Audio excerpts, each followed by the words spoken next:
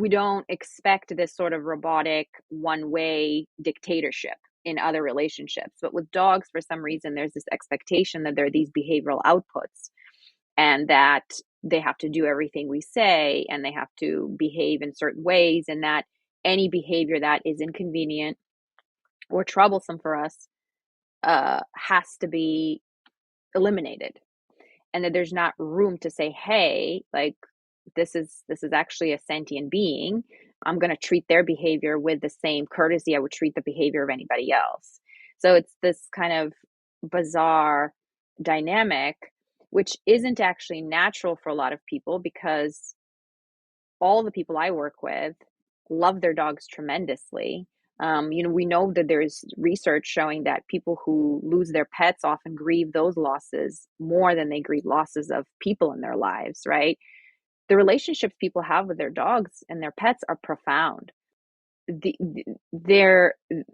currently, I think, don't have the language and the norms in our culture to really honor that. And I think dog training as a whole falls really behind in that regard.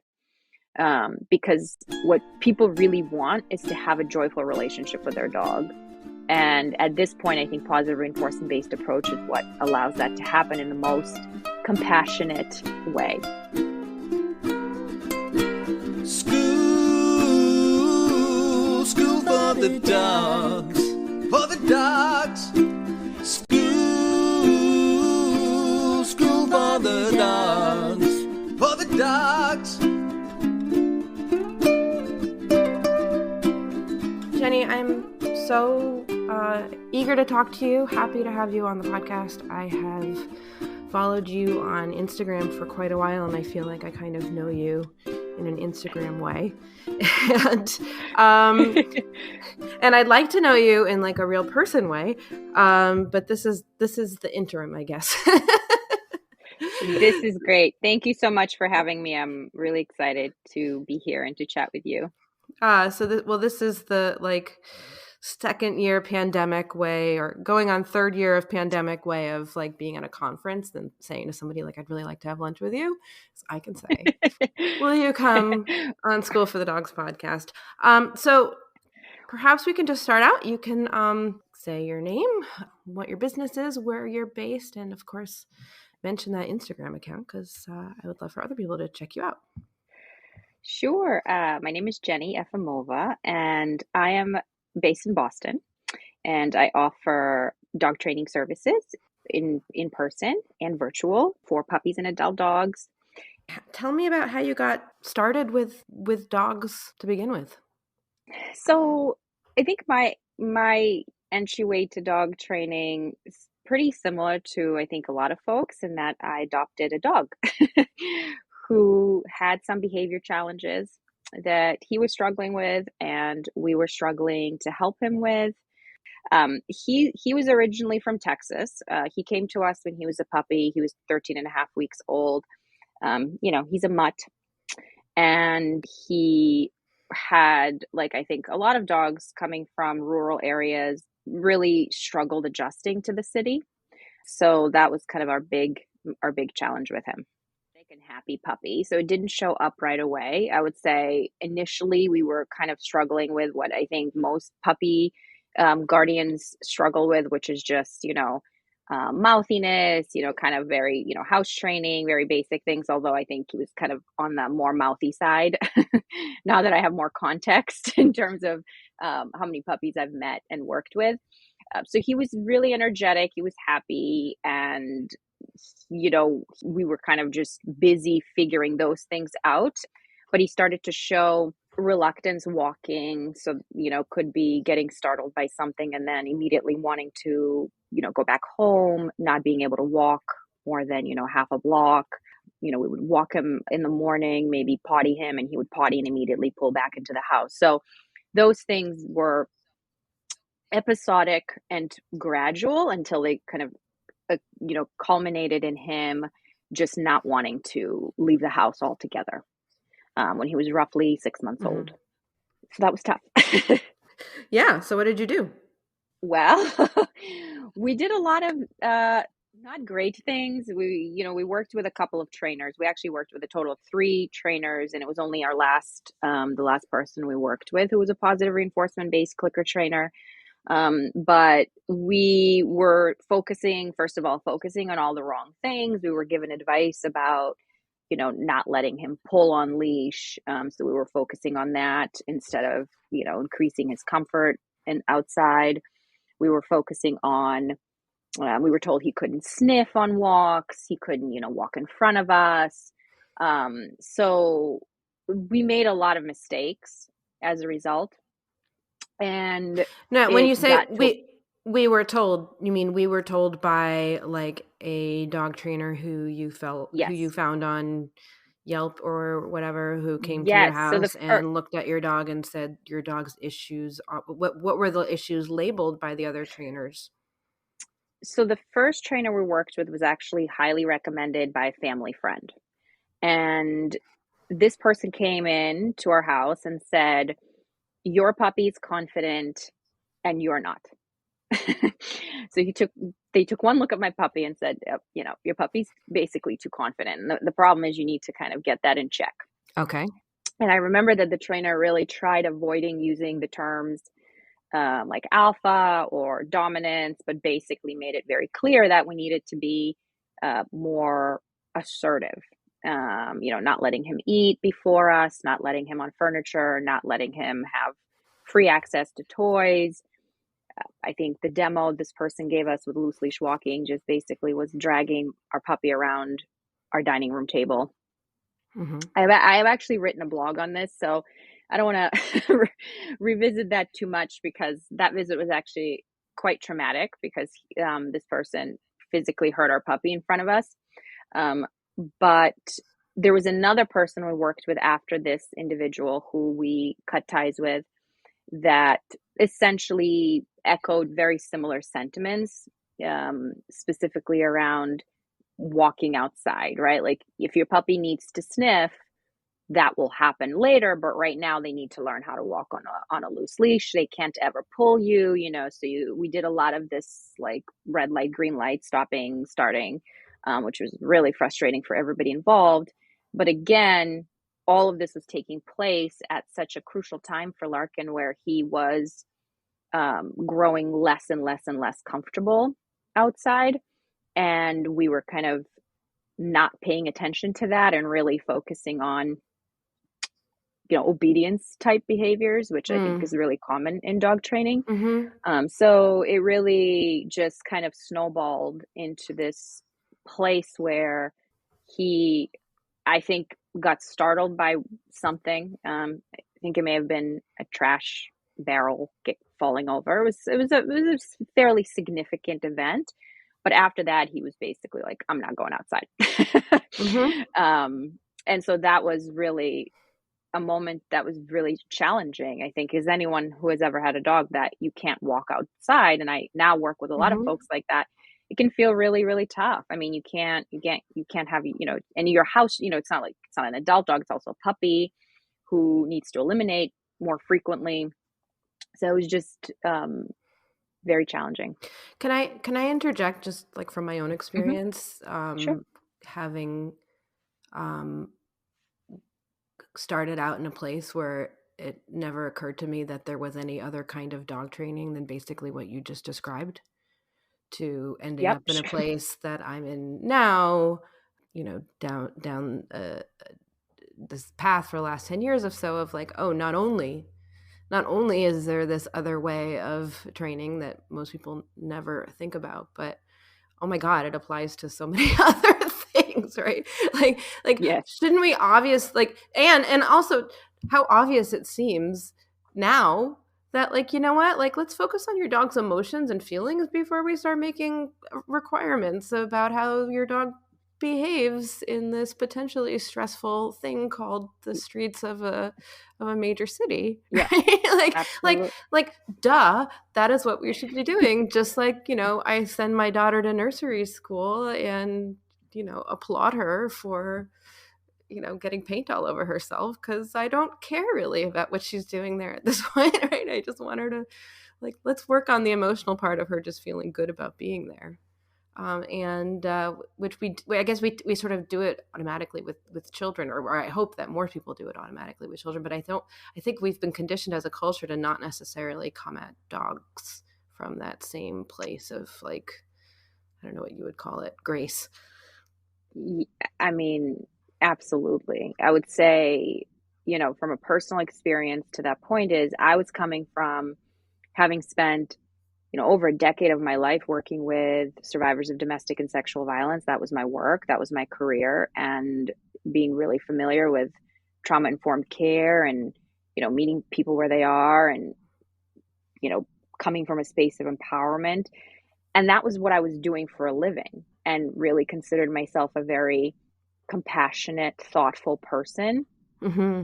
And yet, those values really I was applying that set of values in areas of my life that unfortunately didn't extend to my dog, Well, and ultimately it yeah, did. It just ultimately, yes. At the time it didn't. So, and I see that all the time. And I actually have a lot of compassion for people who are starting out in the same way that I did, just because of the amount of misinformation out there, Mm-hmm. because then it's a very difficult thing to reckon with, you know. I know I felt tremendous amount of guilt, and obviously I have pretty, you know, have a good assessment of like what caused and what made the behavior worse. And, you can't really have those moments back. So I have a lot of compassion for people who are in the same place as I have been, who have done things, used training methodologies or tools with their dogs that were, you know, that harmed them ultimately, and were able, realized what the harm that it caused, because, you can't really ever go back. You can work and, help your dog. There's lots of progress we can make, but I can go back and look at those first days that Larkin spent with us, and weeks and months, and, I can't really ever go back and change that. So I have a lot of compassion for people who experienced something similar. Hmm. It's industry specific, perhaps, kind of guilt. Yes. Yeah. Yeah, I feel that. It's interesting. So tell me about the trainer that ultimately was able to help you, or the training. Yeah, so we were also working, it was all kind of happening at the same time, but some of the training advice we were getting was in the puppy class, and some of it was private. So the ultimate trainer who I worked with, who was a clicker trainer, was working with us, and I started to implement positive reinforcement based training. And then, but I was still kind of doing other things.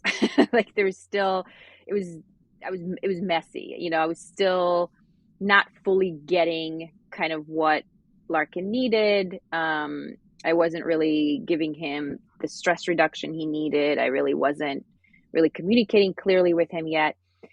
And what happened was I actually started hiking with her, with our trainer. And that was one of the first steps that kind of moved me to a place where I am today, which is when I finally was able to take him on walks in the woods.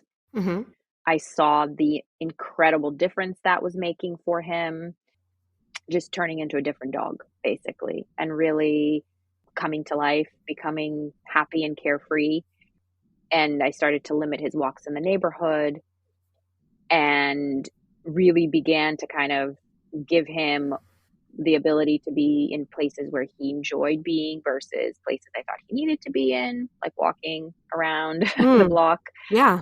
And then at the same time, I began volunteering with a rescue and accompanying folks on shelter behavior evaluations. And so I wanted to learn more about dog behavior, and I pretty much just immersed myself in learning about dogs, learning about animal behavior, learning about behavior science, learning about positive reinforcement. I started to implement more positive reinforcement more systemically with Larkin. And then I took a Karen Pryor Academy clicker training foundations class online. And that was kind of where everything just really came together for me, where I was like, okay, I get it. And I saw huge, huge differences in Larkin's behavior, in our relationship. And that's kind of what got me on my path to dog training, to becoming a dog trainer professionally. When we were talking about what to talk about, um, Hmm. uh, I I think I was saying that I really liked a post that you did that was about um, why basically why people have leashes that are too short. Yes. and how that's and how that's like actually a major issue. And Yes. maybe you can verbalize sort of what you said in that post in a way, but also I just wanted to say I thought it was so interesting because it's the kind of it seems it seems like such a trite and simple thing, like, oh, you know what people's problem is with walking their dogs? Their leash is too short. Like, but it's actually such a large concept, actually, because it's like, well, what are we using those leashes for? Like, Right. what is the actual purpose of the leash? Because Right. I like to think ideally it should be a seatbelt, right? Like, it should not be. It should be there in Yeah. case of emergencies, not to like be yanking your dog around the street. And if you really truly are using it as a seatbelt, then yeah, it could be a really long thing. Yep. And also a very lightweight thing, right? Because like something could be thin and strong and not gonna crack in the middle. Absolutely. But anyway, Yeah. that was not exactly what you were saying in your post, but it's what it made me think of. But I'd love it if you could share what that post was about, as because it certainly relates to, I think, what you seemed to discover with Larkin. Right, yes. So it was kind of a reframe, right? Like, what's the problem really? Is it that your dog is pulling on leash or that your leash is too short? Because we tend to focus on, the former, right? And it just in general, when it comes to dog behavior, obviously, that we tend to focus on, whatever the behavior we need to stop doing. So, like, I need my dog to stop pulling. And the thing with the post, what I wanted to get across also was that reframing for me was also a journey, both personally with Larkin, but also as a trainer. Because for a very long time, when I realized that Larkin did so much better off leash or on a long leash and out of the city, it was just a no brainer that that was what I was going to give him, right? Like, why would I put him in a situation that causes him stress and causes me stress when I can do this other thing, which is also easy for me to do. So yeah, I might take more time. I might have to drive him somewhere. I might have to plan a little bit more, but I have a dog that's whose behavioral health is improving. I'm enjoying these walks with him. Why wouldn't I do more of that? At the same time, there's still a lot of pressure from on people and from people, I would say, to have dogs who walk quote unquote nicely on a 6 foot leash around the neighborhood. And so as a trainer, when I first started training, I felt like I had to deliver that for people, Mm. right? Like if a client called me and said, hey, my dog's pulling on leash, I felt like, well, okay, let me help you with that. And I would, go over the pieces around like, okay, well, are we meeting your dog's needs? Are they getting time to move freely? Are they getting time to move their bodies, to run? Let's focus on that. But it wasn't really the center of the work. It was more like, yay, this is enrichment over here, but let's do leash walking, loose leash walking. So it took me a while to realize that, I'm kind of practicing this thing here with my dog. I know why I'm doing it.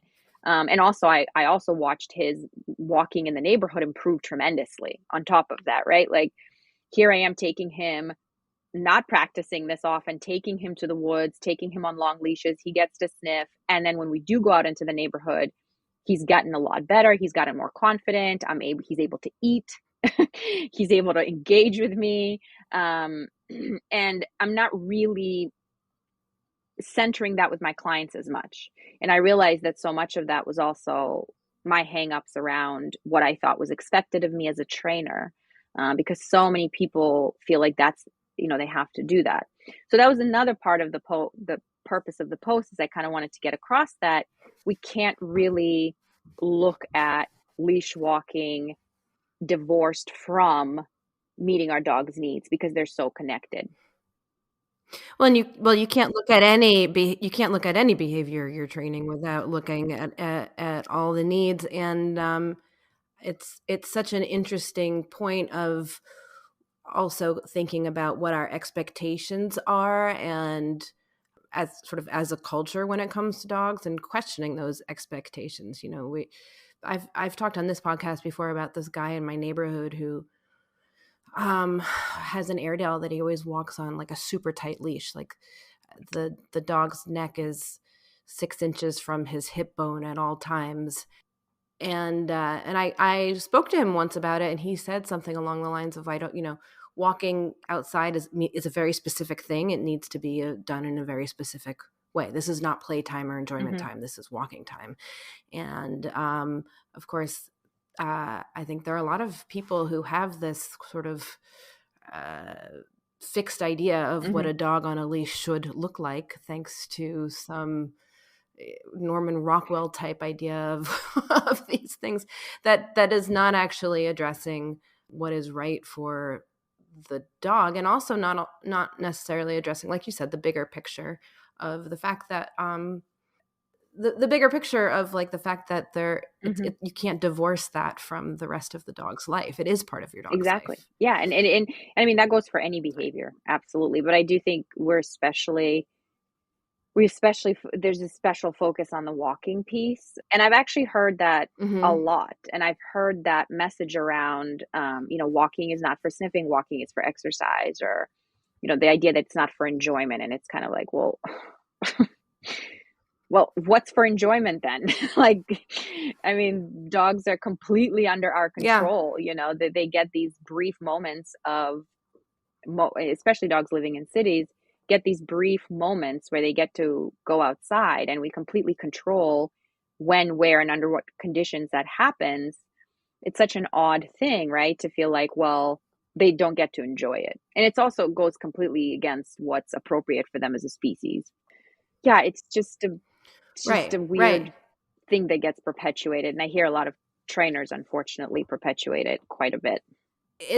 It also relates to our notion that they have to go outside. When I think that there are a lot of, I you know maybe we're not so far away from a culture that's more widely accepting of the idea of indoor dog bathrooms. I think it's happening based on products that I see that are out there, but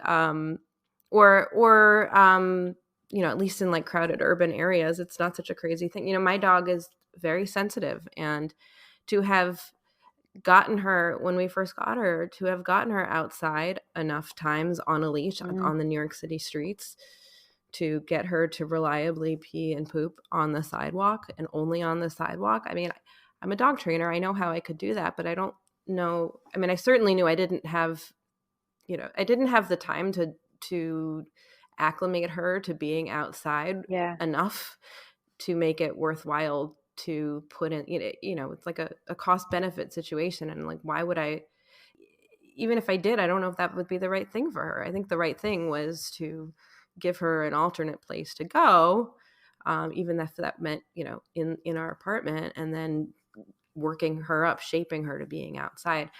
When you were talking about working with the two trainers you were working before you started sort of down the road of clicker training, Hmm. that's what I kept thinking was about shaping. We another thing that now seems so obvious is that behavior should be shaped. Ideally, that sometimes that's easier said than done, but now when you describe a situation like you were describing, it seems like a shaping Oh, mistake. yeah.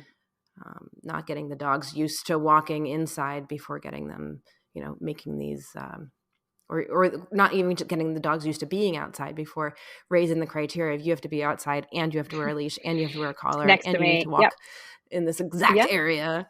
Too many Yeah. Too criteria. much, too soon, and just a completely wrong, focus. And I mean, we absolutely flooded Larkin, and that has really profound long-term impacts. Yeah. And that's the thing that, we don't sometimes get to go back and fix it, because there's lots of progress I made with him, but there's still areas where he's not going to want to walk. So, Can you describe what flooding is to someone who does not know that term? Sure. So, flooding, I guess in layperson's terms, is exposing an individual to a fear-inducing stimulus kind of beyond their ability to cope without an ability to escape. Hmm. Um, You know what? so You know what it always makes. What I think of when I think of flooding. Have you ever seen yeah, the A Clockwork Orange? I have not, believe it or not. All right, you must go watch A Clockwork Orange, which is I okay. because it's like a dog training nightmare movie Okay. about people. Yep. It's a pretty crazy movie, but there's this part in it where they basically like sew this guy's eyes open and make him watch. The story is basically they're trying to punish this sociopath criminal by with the punishment being that he has to watch scenes of extreme violence over and over and over and over and Oh over God. Okay. again. Yeah. The twist though, not to spoiler alert, Okay. the twist is they play Beethoven music while they're showing him these gruesome videos one after another, and he become through the magic of classical conditioning, the Yeah, I was gonna say. uh, the music is what ends up um, getting him to go bonkers. Wow. Okay. Sorry, that's what I think of when of I mean, flooding, though, yes. is the idea of like someone's eyes been being toothpicked open. Yes. And we do that with puppies a lot, Hmm. and dogs in general. I think flooding is fairly common. Just the idea of like get them, they should get used to it, Hmm. or they will get used to it approach, Hmm. is flooding, right? Like, when an animal doesn't have an opportunity to opt out or move away, and when they're exposed to something that they can't handle, I think that happens inadvertently also, by the way. I mean, like, not that we were planning on it, but even in small ways it happens inadvertently, Of course. very often. Yeah. Well, I mean, isn't so much dog training like that? I mean, that's why like the idea of pure positive doesn't exist because you can't. There's your dog is going to be learning from things even when you're not thinking that you're in the classroom. They're always learning. Exactly. Uh, wow. So it's so interesting that you went from this one career to another where it sounds like there was so much overlap that you did not see at the get go. Yes. Would you put it that way? Yes. And also a lot of the work I used to do involved advocacy work. So I did a lot of education and outreach. And I feel like that also intersects with what I do now, because when we are teachers, when we're teaching, when using positive reinforcement based training, and I know that certainly not every trainer wants to see themselves that way or chooses to, which is, of course, perfectly fine. But I do find that advocating for positive reinforcement based approach and educating more people about it is just as much of the work as working with dogs and people for me. Well, and you do a really great job, I think, on Instagram, um, helping people understand why it's so important. Do you feel like you're seeing things change? I do think things are changing. It's hard sometimes because we exist in an unregulated industry where there's so much bad stuff. And some of that bad stuff has a huge space, and in an online, in on social media and online, that sometimes it can feel very kind of like there's no end to it. But I do think that more and more people are open, to positive reinforcement. And I actually believe that for a lot of people, there is a relief that comes with realizing that they don't actually have to have this extremely controlled, militant kind of relationship with their dogs. Like, a lot of people I work with and a lot of people I talk to online who message me have either experienced trainers and felt uncomfortable with a training approach or feel relieved that they don't have to make their dog heel. I know I actually felt relief. I know my partner felt a lot of relief. He was like, "This sucks. Like, why do I have to do this? This isn't fun." So people feel, I think people bring dogs into their homes because they want to have a relationship with an animal of another species, with a dog, and they want to love them, and they want to have the joy that comes from that connection. They want to cuddle their dog on the couch. They don't want to feel bad because their dog sleeps in their bed. They like when their dog jumps up on them to say hi. They don't care. They share their food with their dogs. And a lot of dog training, sort of traditional, punitive sort of minded dog training, shames people for that. Oh yeah. And there is a lot of, people are always like, well, my dog sleeps with me. I know that's not okay. I hear that all the time. The messages they're getting is it's their fault if their dog's misbehaving. It's their fault. They're not giving the dog enough structure. They're not setting firm boundaries. So there's a lot of shame and blame that goes along with that. They're letting the dog think the dog is boss. That's right. Yes. So there's a lot of that happening, and it doesn't feel good. It doesn't feel good. And I believe that a lot of positive reinforcement based approach really opens the door for people to really enjoy their dogs and gives them permission to, like, yes, you can have fun with your dog. And Yeah, and saying, you know what, you're also like, your dog can be your hobby. Your dog is not a piece of furniture or a robot that needs to behave in a specific way. yes, And and shouldn't be a bother and is lucky for whatever it can get as far as scraps go of your life. But your dog can be the main event. yep. And that doesn't need to be something that's silly. It could be something that's beautiful because it's you devoting your time, energy, money, effort towards another living being, Mm-hmm. which, someone else could choose to be putting that towards their motorcycle. Mm-hmm.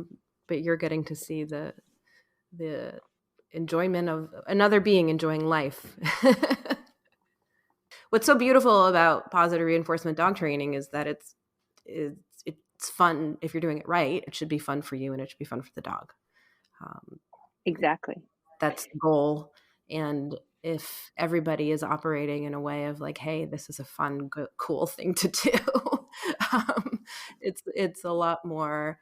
It's a feedback loop that feels good, and some people can get that feedback loop from, like I was saying, from working from cars or in other inanimate objects that they devote their time and resources towards. Well, But we've done another animal. Go ahead. Sorry. right. No. Well, that's the thing, kind of going back to, things that are intuitive versus not intuitive for us with dogs. There are ways in which we conduct our relationships, whatever those relationships might be with other, human animals, that are where we communicate. It's a reciprocal communication. We don't expect, if I say if I'm in a room and if my partner's in a different room and I call his name, I don't expect him to show up within in under a second. That he can say 1 second. I'll be right there. We don't expect this sort of robotic one-way dictatorship in other relationships. But with dogs, for some reason, there's this expectation that there are these behavioral outputs, and that they have to do everything we say, and they have to behave in certain ways, and that any behavior that is inconvenient or troublesome for us has to be eliminated, and that there's not room to say, hey, like, this is actually a sentient being. I'm going to treat their behavior with the same courtesy I would treat the behavior of anybody else. So it's this kind of bizarre dynamic, which isn't actually natural for a lot of people, because all the people I work with love their dogs tremendously. We know that there's research showing that people who lose their pets often grieve those losses more than they grieve losses of people in their lives, right? The relationships people have with their dogs and their pets are profound. We currently, I think, don't have the language and the norms in our culture to really honor that. And I think dog training as a whole falls really behind in that regard. Because what people really want is to have a joyful relationship with their dog. And at this point, I think positive reinforcement based approach is what allows that to happen in the most compassionate way. That's so well said, Jenny. Really, I think about how there are so many animals that have symbiotic relationships, friendships.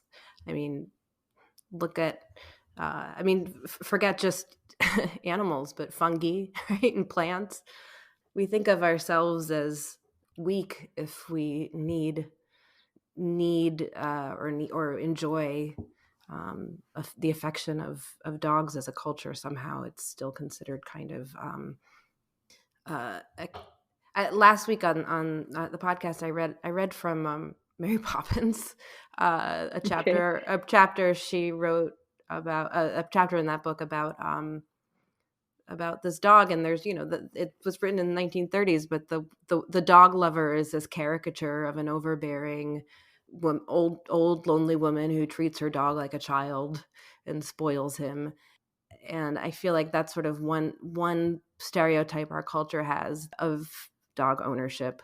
And another stereotype is, or stereotypes maybe the wrong word, but coupled somehow with this idea of like there's a right way for a dog to behave, and there's a right way to be like a non-indulgent, no nonsense dog owner. I don't know. It's like we all need like a mental cleansing. For me, it's it's looking at accounts like yours though, where I feel like, oh, I think there's more and more people out there who are really good at helping sort of clear away the static and help people think about what their individual dog needs, and not just impose these sort of cultural standards that are somewhat arbitrary. Do you know what I mean? Yes. I mean, the spoiling piece, Mm-hmm. I mean, I don't have children, human children, but I think there's also a lot around that as well. Mm-hmm. This idea that, showing compassion, showing kindness, showing understanding, not reaching for punishment is spoiling. Mm-hmm. There's like that part of, treating another living being with, um, and I'm sure there's probably, spoil is like a label, right? We all have different definition of spoiling, but I think that's a big, big kind of also shaming tactic that gets lobbed at people who choose to treat their dogs with kindness. Right, right. So it's like this. Mhm. It's like there's almost this caricature of like, oh, if I'm not the dominant dog owner with a dog who's healing perfectly by my side, Yep. am I therefore then going to be the the indulgent dog owner treating their dog like it's a Yes. miniature or Yes. a furry human? Yeah. Yeah. A little baby in fur. Yep. Yeah, yeah. Well, I am a parent, and I feel like it informs completely the way that I mean, being a dog trainer hmm completely informs the way that I parent. There are definitely parallels. I have to say, I follow a lot of positive parenting accounts, Mhm. because there's so many parallels, and it's interesting for me, just because from the standpoint of behavior, I think we all learn the same way. It would make sense that children would benefit from positive reinforcement, and the same processes would apply, right? Yeah. The same impacts of punishment, the same impact. I mean, of course. Um, yeah, so I think we also struggle with that with kids as well. Yeah, Um, yeah, and maybe an upside of many people getting dogs before they have kids is figuring that out before you're figuring it out with a kid. I had a few clients who had expressed that the tools they have gained working with their dog using positive reinforcement based approach has changed how they parent. Mm. And in one case, my clients were new parents, and so it informed how they were parenting, which I think is really beautiful. It really is this sort of there's this quote by Suzanne Clothier that I'm not going to quote correctly, but part of it says that a life lived in a relationship with an animal allows us to become both more fully human and more humane. And I thought that's such a beautiful thing, right? Just that this connection with an animal of another species gives us this opportunity to expand our circle of compassion and actually become more humane in other areas of our lives if we take that opportunity, right? Um, if we do. Not everyone does. But it is a profound opportunity that could really extend to how you treat your children, how you treat others. I know for me, I've become a lot more aware of how I'm responding to people around me and centering more positive reinforcement. And it's improved my life immensely. So, Yeah, it is profound, and it's I think it's also positive reinforcement. Like we kind of use that as a shortcut, but mhm, for referring to something even larger than that, which is kind of like we've been talking about, like questioning expectations, right? mhm, Questioning how we can arrange a situation, an environment, space, time, energy, like energy as in like physical exertion, like like what can we do to set a stage for success, and how can we set criteria that can be met, and then how can we work at shaping those behaviors. yes. The And how do we reframe how we see mistakes? mm-hmm. And what is a mistake? Yeah. And, how do we reframe when things happen that don't go our way? Mm-hmm. Um, there are lots of kind of in our culture. I mean, there's lots of different toxic elements around, like, pushing yourself and, if you just work hard enough and um, Mm-hmm. the, a lot of self blame, internalizing, blaming ourselves. I think when we become, another positive is when we become kinder and gentler to others, and we start to see behavior differently, we may also become a little kinder to ourselves, Mm-hmm. right? We might set ourselves up for success a little more. We might, right? Yeah. Like we adjust criteria better for ourselves. We might be able to look back at something that didn't go well and not feel so much blame or shame. Um, But what's nice about seeing the world as like as I, in this kind of way. I mean, I don't call it religion, if you yeah, will. uh, this way of seeing the world. I mean, which by the way, I think gets misunderstood a lot as like, oh, well, you mean just like rewarding things that you like and seeing the bright side of side of things, right? Like people think like, oh, you use positive reinforcement in your life, you just might go around like, yeah, with like a shit-eating grin all the time and tell yeah. give people candies when they're nice. Like, well, no, it's more complicated than that. It's more nuanced than that. It's interesting though that it comes from something as here you and I have had our way of the world shifted thanks to the fact that we had to get our dog to pee or poop outside. Yes. Yes.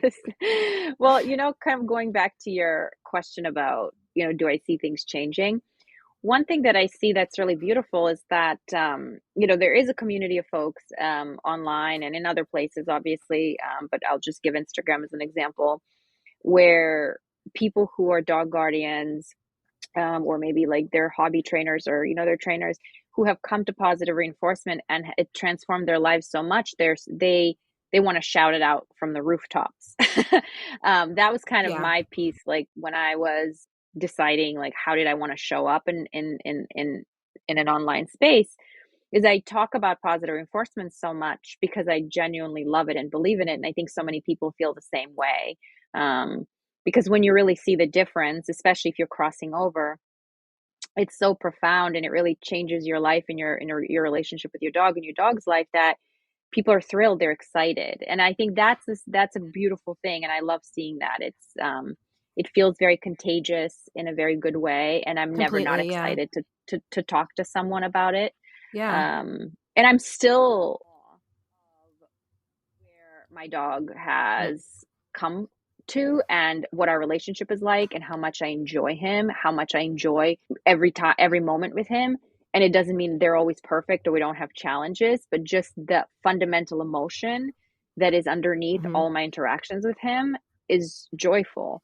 And and I think about that every day. So Yeah. go ahead. What I was going to say before is this way into looking at the world, like what you said, can be so helpful to dealing with ourselves and our own ways of treating ourselves and existing in the world with ourselves. I feel like so much of psychotherapy, though, is kind of like inward facing, like, looking into your own brain in order to fix yourself. Hmm. Where I feel like this approach of dog training, of good dog training, positive reinforcement based dog training, really is sort of thinking about how our actions can affect others. In the case of being a dog trainer, how our actions can Absolutely. affect our clients, how our actions can affect our dogs. For me, that's led to, how can my actions affect my kids, my employees? And certainly it does it help my own mental state? Yes, but it does it from a sort of pleasantly action sort of oriented way. Yes, absolutely. Well, Jenny, I've so enjoyed talking to you. Thank you for your time. Thank you for all that you do on Instagram. We didn't really get to talk about the training that you've been doing with clients online, which maybe could be a conversation for another day, because I feel like I could probably Okay. talk to you for a long time. But before we part, I wanted to ask you what you would recommend to someone who is maybe listening and maybe thinking about becoming a dog trainer themselves, a professional dog trainer, someone who's caught the bug that you and I caught, or someone who has seen success maybe with their dogs, and want to spread the word. What would you say would be a good first step? Would it be a book or a practice or something? Oh, good question. Mhm. Um, I think books are great. I feel like that was where I started. Online classes, there's lots of places that offer online classes that, range certainly in their, how comprehensive they are and in price. That's a good option for online learning.